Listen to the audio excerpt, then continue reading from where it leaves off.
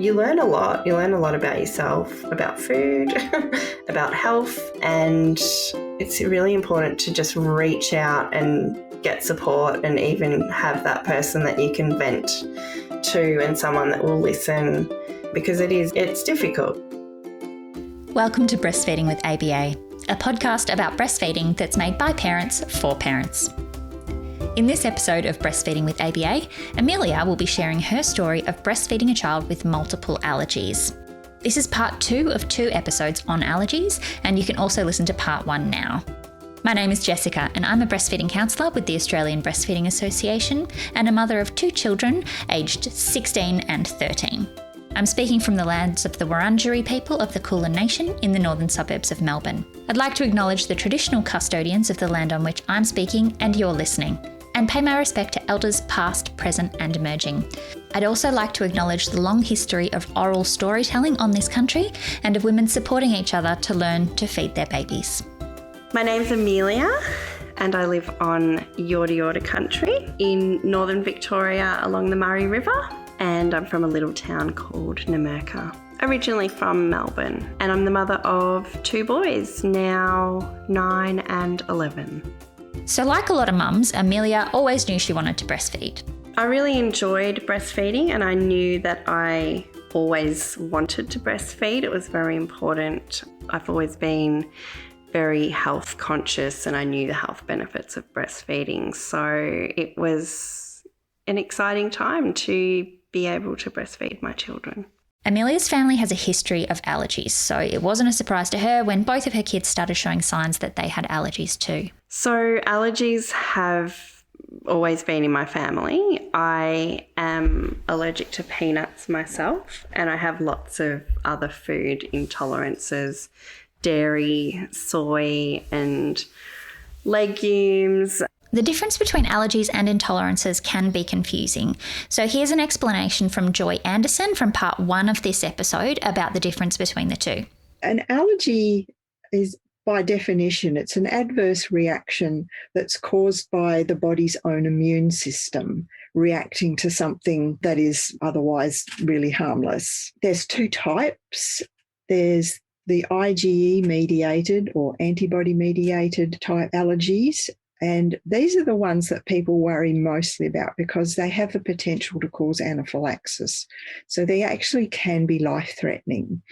Having said that, when it's in a breastfed baby and the allergen is coming through the mother's milk, it's extremely unlikely that a baby would have anaphylaxis. You can test for these allergies, and doctors often do these IgE tests, either a skin prick test or there's a blood test. Even then, they're not 100% accurate, and they're really sort of mainly a good guide. If it comes up as positive for an allergy, to me that means this is medical. The mother needs to consult with an allergist or an immunologist. The other sort is the non-IgE mediated. Sometimes it's called a cell-mediated allergy. It's still an allergy and it's still the immune system, but it doesn't use the antibodies. So you can't test for it. You can only do elimination diets and challenges. It's not as dangerous. It tends to be more delayed. With an antibody-mediated allergy, if you eat the food directly, you're likely to have a very quick reaction to it. Not necessarily happens with a breastfed baby, but with a non-IgE mediated allergy, even if you eat something directly and you have this sort of allergy, it's fairly delayed, the effects. So the sort of symptoms you get with a non-IgE mediated allergy are similar to food intolerances. With an intolerance, it's an adverse reaction that does not involve the immune system. And it's quite wide-ranging, the types of intolerances that people can experience. The most common type of intolerance is to food chemicals in just normal foods, as well as artificial additives and things like that. But they can actually have intolerance-type symptoms to whole foods like dairy and soy and wheat. It's very hard to know with babies whether it's a non-IgE mediated allergy when it's one of those whole foods or whether it's an intolerance. I think it's rather academic. We don't go sort of going, well, let's have a test to see if it's the immune system. It really doesn't matter. All we need to know is that this baby is having a reaction to these foods and, we do something about that. Allergies and intolerances can show up in babies in lots of different ways. But for Amelia, the signs came very early on and were quite extreme. With my second son, it was pretty clear as soon as he was born. He was very small. He had lots of eczema. He had puffy eyes and face. And there were early on, like within the first week or so of him being born, times where he wasn't breathing and he was blue and he was floppy. And so I definitely knew there was something wrong. He wanted to feed all the time. And he had lots of runny poos, like he would poo 20 times a day. And he vomited a lot, like projectile vomiting, projectile diarrhea. So he didn't gain much weight at all. He was very little. He was a slow grower. He wasn't on like the smallest percentile of weight gain, but yeah, he was a lot smaller. My first son was like one of those big chubby babies, so he wasn't like that. He seemed very small to me. It was clear that there was something very serious going on there. Well, I did a lot of research myself to begin with, having lots of sleepless nights and a phone in my hand. So I immediately cut things out myself. I did take him to the hospital, and they kind of weren't really sure what was going on. There was they used terms like colic and reflux, but I knew that there was something more going on. Because he was under 1, they wouldn't do all the allergy testing and that sort of thing, but they did put him on a list to have that investigated at the Children's Hospital. So in the meantime, it was really all up to me to make sure that, he was safe. And that meant trying to work out what it was in my diet that was triggering his allergies through being breastfed. So what did you eliminate from your diet? At first, it was top 10 allergens or top 8 or something. Dairy, wheat, seafood, shellfish, eggs, soy, gluten, kiwi fruit, pineapple, strawberries, corn, I think. A lot of things. So what happened next in terms of diagnosis for him? I had to reintroduce one food at a time and then wait a week to see how he responded to that.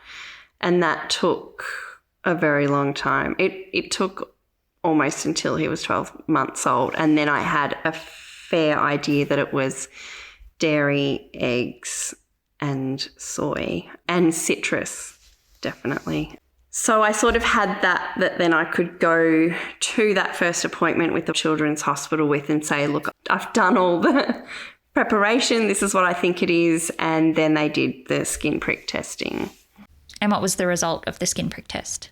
Everything that I had come to the conclusion of basically was, it all lined up. He had a severe dairy allergy and a severe egg allergy, and the soy didn't come up as an anaphylactic allergy, but I suppose through going by his digestive and skin reactions always being 2 days after having the soy, they concluded that it was there's 2 types of allergies. There's, non-IgE allergy.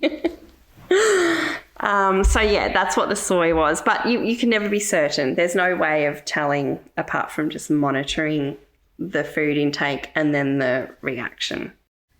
So tell me a bit about, you were on quite a restricted diet while you slowly reintroduced one food at a time, so one allergen at a time, under medical supervision. But what was that like for you, emotionally? I think the fear, the anxiety and the motivation, the adrenaline of it all is one part. But there's obviously the part of grief, oh my God, this is my baby. I'm the one now that has the baby with all the allergies, and that's not fair. So, yeah, a lot of poor me, why me, like this is so hard. And actually my life was really hard at the time. So I was dealing with a lot in my world, and it was just like another thing that takes up brain space because you're constantly thinking and planning. So that's really exhausting and depleting, really.